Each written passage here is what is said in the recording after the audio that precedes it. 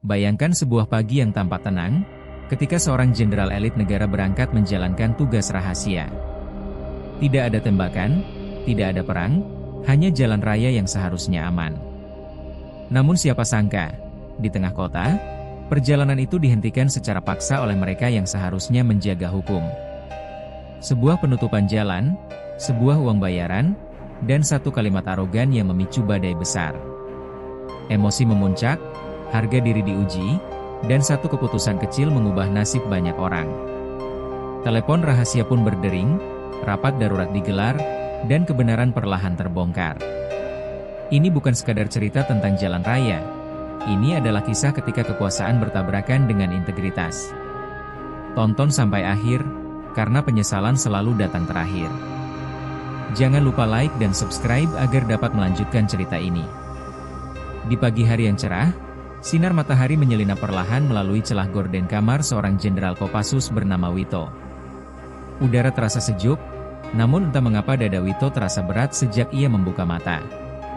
Ia duduk di tepi ranjang, menatap lantai, seolah ada firasat buruk yang belum ia pahami. Jam dinding berdetak pelan, menciptakan suasana sunyi yang menekan pikiran. Dari luar, suara burung berkicau terdengar begitu damai, kontras dengan kegelisahan di hatinya. Wito menarik napas panjang, mencoba menenangkan diri sebelum memulai hari. Ia telah melalui banyak operasi berbahaya, namun pagi itu terasa berbeda. Ada sesuatu yang seakan menunggu di luar, siap menguji kesabarannya. Istrinya melangkah mendekat sambil membawa seragam dinas yang telah disetrika rapi. Dengan tangan gemetar yang hampir tak terlihat, sang istri membantu mengenakan atribut di pundak suaminya. Tatapan matanya penuh kebanggaan, namun terselip kekhawatiran yang tak bisa ia sembunyikan. "Entah kenapa perasaanku tidak enak hari ini," ucapnya pelan, mencoba tersenyum. Wito terdiam sejenak, lalu membalas dengan senyum tipis yang dipaksakan. Ia tak ingin istrinya larut dalam rasa takut yang bahkan belum tentu nyata. Namun jauh di lubuk hatinya, Wito pun merasakan hal yang sama. Pagi yang terlalu tenang seringkali menjadi awal dari badai besar. Setelah berpamitan, Wito melangkah keluar rumah dengan langkah mantap namun pikiran yang penuh pertanyaan. Kendaraan dinas sudah menunggu, mesin menyala, seolah tak sabar membawa dirinya ke pusat komando. Sepanjang perjalanan, Wito memandangi jalanan kota yang mulai ramai oleh aktivitas warga. Ia melihat polisi mengatur lalu lintas, pedagang membuka lapak, dan anak sekolah berjalan tergesa. Semuanya tampak normal, terlalu normal.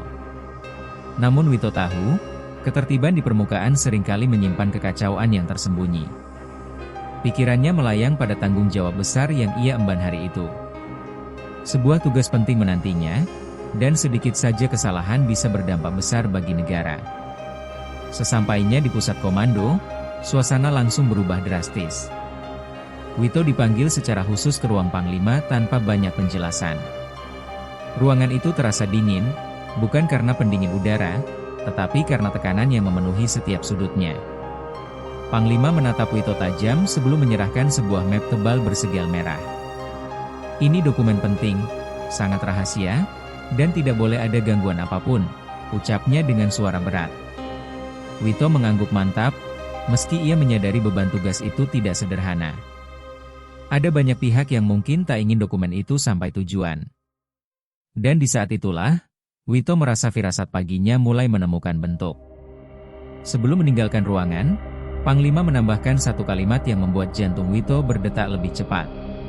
"Saya tidak tahu siapa kawan, siapa lawan hari ini," katanya pelan namun tajam. Kalimat itu menggema di kepala Wito saat ia melangkah keluar. Ia sadar, ancaman tidak selalu datang dari musuh bersenjata.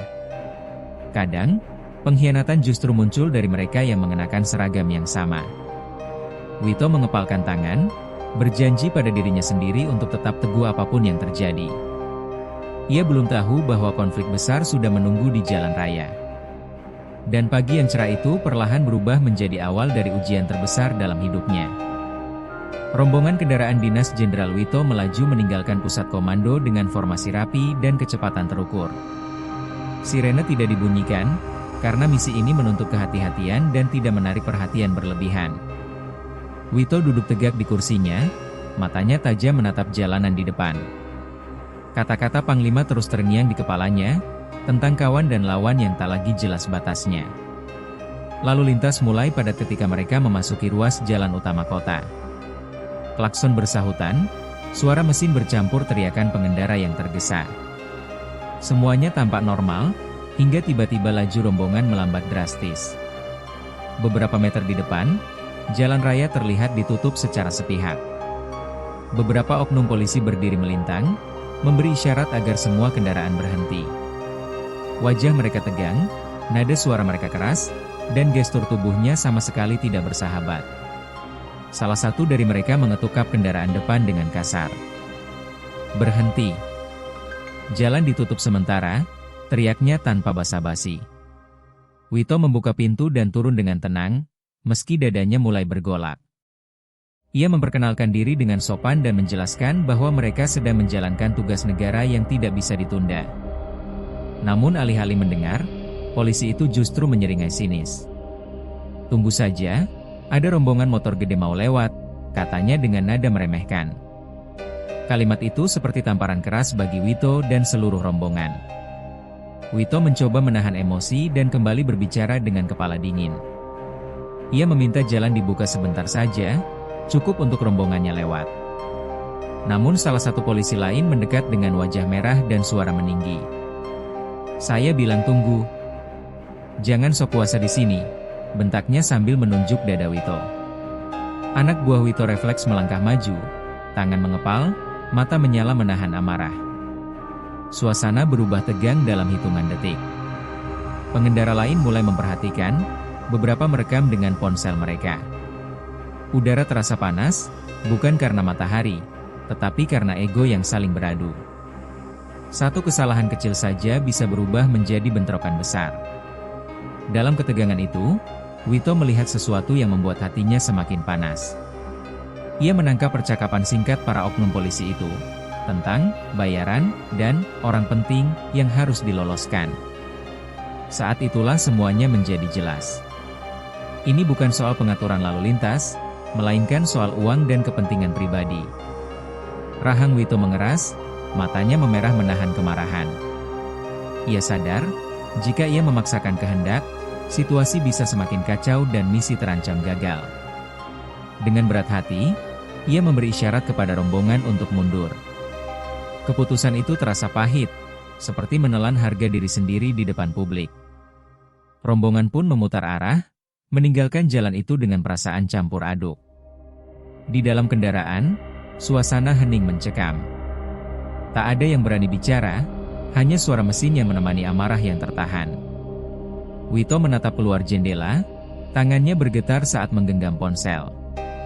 Ia tahu, ini bukan sekadar penghinaan pribadi. Ini adalah pelanggaran terhadap tugas negara dan keadilan. Dengan napas berat, ia menekan nomor Panglima. Di saat itulah, ia belum tahu bahwa laporannya akan memicu badai besar yang mengguncang institusi, dan menyeret banyak pihak ke dalam pusaran kebenaran yang tak bisa lagi ditutup. Suara deru mesin masih terdengar ketika Wito menempelkan ponsel ke telinganya. Nada sambung terdengar singkat, lalu suara Panglima muncul di seberang dengan nada serius. Wito melaporkan semuanya secara runtut, dari penutupan jalan hingga ucapan oknum polisi tentang bayaran. Setiap kata keluar dari mulutnya dengan tertahan, seolah menekan amarah yang hampir meledak. Di dalam kendaraan, anak buahnya terdiam, mendengarkan tanpa berani menyela. Ketika Wito selesai bicara, suasana mendadak sunyi.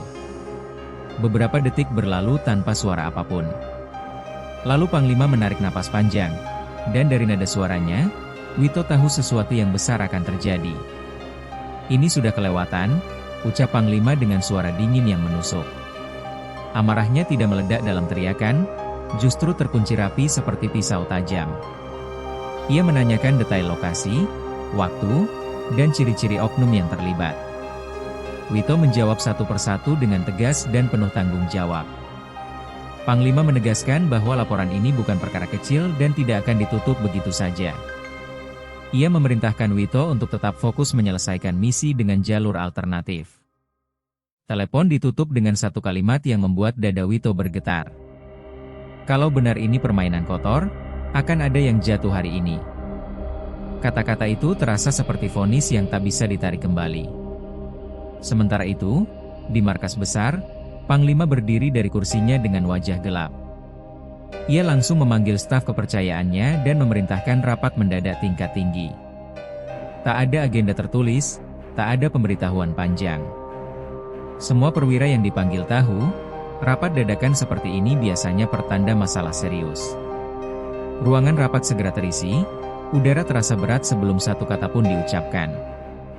Panglima meletakkan map laporan di atas meja dengan suara keras. Ada pengkhianatan di lapangan, katanya tegas. Kalimat itu membuat beberapa kepala tertunduk, sementara yang lain saling pandang dengan wajah tegang. Nama institusi besar mulai disebut dalam rapat itu, termasuk kepolisian. Panglima tidak menuduh sembarangan, namun nada suaranya jelas menyimpan kekecewaan mendalam. Ia menyebut bagaimana tugas negara bisa dihambat demi kepentingan pribadi. Beberapa perwira mencoba menenangkan suasana, namun Panglima menolak basa-basi. Kalau kita diam, kita sama saja ikut bersalah, katanya lantang. Keputusan pun diambil dengan cepat. Panglima langsung menghubungi Kepala Kepolisian Indonesia untuk meminta penjelasan resmi. Panggilan itu bukan sekadar formalitas, melainkan awal dari konfrontasi besar antar pucuk pimpinan. Di sisi lain, Wito masih berada di dalam kendaraan, menatap jalan yang semakin jauh dari rute awal. Perasaan marah bercampur kecewa terus berputar di kepalanya.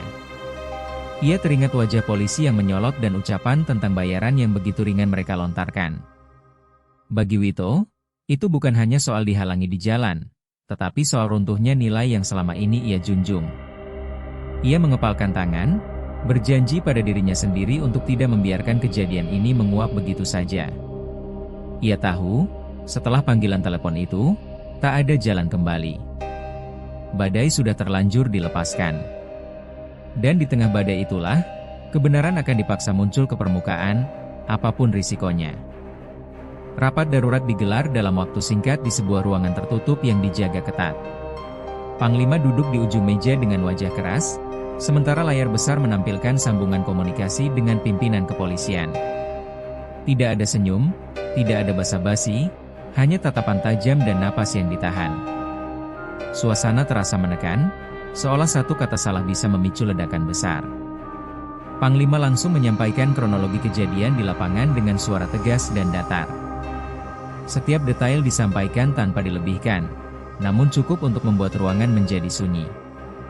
Ketika kata dibayar disebutkan, beberapa peserta rapat saling melirik dengan wajah tegang. Saat itu semua sadar, masalah ini tidak sederhana. Pimpinan kepolisian mendengarkan dengan raut serius, rahangnya mengeras menahan emosi. Ia tidak membela, tidak pula menyangkal, namun sorot matanya menunjukkan kemarahan yang tertahan. Jika ini benar, saya tidak akan melindungi siapapun, ucapnya akhirnya dengan suara berat. Kalimat itu menjadi titik balik suasana rapat. Perintah langsung dikeluarkan untuk membuka akses data dan sistem pengawasan internal. Tim khusus dibentuk saat itu juga, terdiri dari personel yang dipilih secara ketat. Tak ada ruang untuk kompromi atau negosiasi. Semua bergerak cepat, seolah waktu menjadi musuh yang harus dikalahkan. Di balik layar, server mulai bekerja. Rekaman kamera jalan raya ditarik, log komunikasi dibuka, dan pergerakan perangkat dilacak satu persatu. Nama-nama mulai bermunculan, awalnya samar, lalu semakin jelas. Lokasi penutupan jalan cocok dengan laporan Wito. Waktu kejadian sesuai. Bahkan percakapan singkat para oknum terekam, menyebut soal uang dan orang penting. Setiap temuan itu seperti palu yang memukul meja rapat. Tidak ada lagi ruang untuk menyangkal. Fakta berbicara lebih keras dari pembelaan apapun. Sementara itu, di tempat lain, para oknum polisi yang terlibat mulai merasakan tekanan. Ponsel mereka tak henti bergetar, beberapa panggilan tak dikenal masuk bertubi-tubi. Wajah-wajah yang sebelumnya arogan kini berubah pucat. Salah satu dari mereka mondar-mandir dengan keringat dingin mengalir di pelipis. Mereka mulai menyadari bahwa ini bukan masalah kecil yang bisa diselesaikan dengan senyap. Nama besar telah terseret, dan perhatian sudah tertuju pada mereka. Ketakutan mulai menggerogoti pikiran, menggantikan kesombongan yang tadi pagi mereka tunjukkan di jalan raya. Kembali ke ruang rapat, keputusan akhir diambil tanpa ragu. Para oknum itu dinyatakan melanggar berat dan harus segera diamankan untuk pemeriksaan. Panglima menutup rapat dengan satu pernyataan tajam. Ini bukan tentang institusi mana yang lebih kuat, tapi tentang siapa yang berani membersihkan dirinya sendiri. Kalimat itu menggema di ruangan, meninggalkan keheningan yang panjang. Semua tahu, badai belum selesai. Langkah selanjutnya akan menentukan reputasi, kehormatan, dan kepercayaan publik. Dan di luar sana, para pelaku mulai menyadari bahwa jalan yang mereka tutup pagi itu kini berbalik menutup jalan hidup mereka sendiri. Malam itu, beberapa kendaraan khusus berhenti di sebuah markas dengan pengamanan ketat. Para oknum polisi yang sebelumnya berdiri pongah di jalan raya kini duduk terpisah di ruang pemeriksaan. Wajah mereka pucat, mata mereka kosong, dan tangan mereka tak lagi tenang. Satu persatu dipanggil untuk diinterogasi oleh tim khusus. Pertanyaan demi pertanyaan dilontarkan tanpa emosi, namun justru itulah yang membuat tekanan terasa lebih berat. Tak ada teriakan, tak ada ancaman, hanya fakta yang disodorkan perlahan. Rekaman, data transaksi, dan komunikasi diputar di depan mereka. Di titik itu, kebohongan mulai runtuh dengan sendirinya. Salah satu dari mereka akhirnya menunduk, bahunya bergetar menahan rasa takut. Ia mengaku menerima uang untuk menutup jalan dan memberi jalan khusus bagi pihak tertentu. Suaranya gemetar saat menyebut nominal yang dulu terasa menggiurkan. Kini uang itu terasa seperti kutukan. Yang lain mencoba menyangkal, namun bukti berbicara terlalu keras. Setiap penyangkalan justru memperdalam kesalahan mereka sendiri. Ruangan itu dipenuhi keheningan yang memalukan. Tak ada lagi arogansi, tak ada lagi nada tinggi seperti di pagi hari. Yang tersisa hanyalah penyesalan yang datang terlambat. Keesokan harinya, keputusan resmi diumumkan. Para oknum tersebut dinyatakan bersalah atas pelanggaran berat dan penyalahgunaan wewenang. Jabatan mereka dicopot, karir yang dibangun bertahun-tahun runtuh dalam hitungan jam. Proses hukum lanjutan pun berjalan tanpa perlindungan apapun. Tidak ada yang kebal, tidak ada yang diselamatkan. Pimpinan kepolisian berdiri di depan publik dengan wajah tegas dan menyatakan permohonan maaf atas kejadian itu. Ia menegaskan bahwa seragam bukan alat untuk berkuasa, melainkan simbol tanggung jawab. Pernyataan itu menjadi sorotan banyak pihak dan mengguncang kepercayaan yang selama ini dianggap kokoh. Di sisi lain, Jenderal Wito menyelesaikan tugas pengiriman dokumen dengan selamat. Ia berdiri sendirian sejenak setelah semuanya berakhir, menatap langit yang mulai gelap. Tidak ada rasa menang di wajahnya, hanya kelelahan dan kesedihan yang dalam. Ia tahu, membersihkan kebenaran seringkali lebih menyakitkan daripada menghadapi musuh di medan perang. Dalam diam, ia teringat wajah istrinya di pagi hari dan firasat yang terasa begitu nyata. Wito menyadari bahwa ujian terbesar bukanlah saat senjata diangkat, melainkan saat emosi harus ditahan dan ego dikalahkan. Ia memilih diam, karena baginya kebenaran tak perlu diteriakan. Cukup dibuktikan dengan sikap. Pagi cerah yang dulu terasa damai kini dikenang sebagai awal dari sebuah pelajaran besar. Jalan raya yang sempat ditutup paksa kini kembali normal, namun bekasnya tertinggal di hati banyak orang. Kejadian itu menjadi pengingat bahwa kekuasaan tanpa integritas hanyalah kehancuran yang tertunda. Mereka yang menjual amanah akhirnya kehilangan segalanya. Dan mereka yang memilih menahan diri justru menjaga kehormatan. Kisah ini bukan tentang siapa yang paling kuat, tetapi tentang siapa yang berani berdiri di sisi yang benar. Karena pada akhirnya, kebenaran selalu menemukan jalannya sendiri, meski harus melewati konflik, amarah, dan pengorbanan.